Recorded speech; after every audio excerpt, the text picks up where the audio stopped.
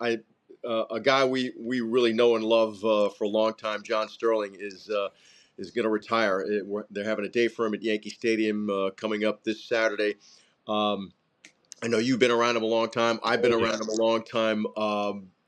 And you talk about a one of a kind guy. Uh, what uh, what was it like being in his presence when you were with the Yankees?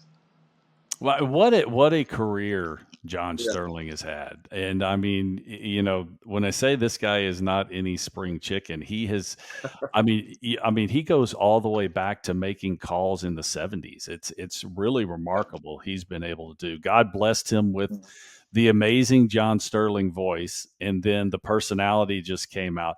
I'm so glad that that opening series down here with Houston, I was able to go in and see John and shake his hand and just reminisce for a couple minutes with him and Susan. But yeah, he's going to be missed because I mean the ultimate of broadcaster personalities is John Sterling. So it'll never be the same listening to a radio call for the Yankees without John. Now we've had a little bit of time to kind of get used to the new guys, but yeah, it's been a pleasure, you know, listening to him over all these years. yeah. I mean, the soundtrack of the Yankees for over 30 years, the five World Championships. He broadcast every at bat of Derek Jeter's career. When you Isn't that think about amazing? that, yeah, had that incredible consecutive game streak. That dated back to when he was doing the Atlanta Hawks and Yeah. Atlanta Braves games, and that was.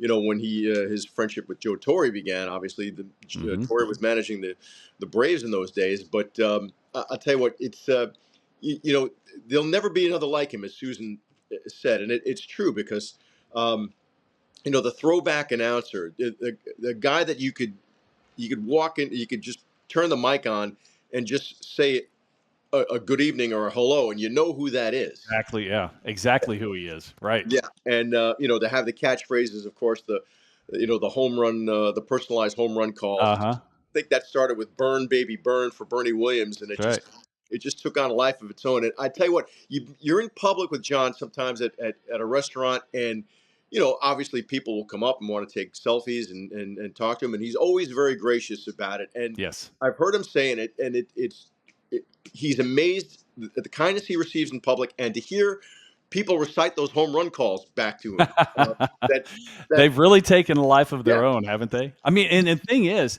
the ultimate compliment is people across the league are doing it. I yeah, mean, it's no longer just a John Sterling thing. Everybody's trying to come up with these cute little catchphrases, and but that's John. John was always just an innovator. He was always, the idea of just working every single solitary game for decades on end is truly amazing. I mean, he kind of was a workaholic. He obviously yeah. loved what he did to do it well into his 80s.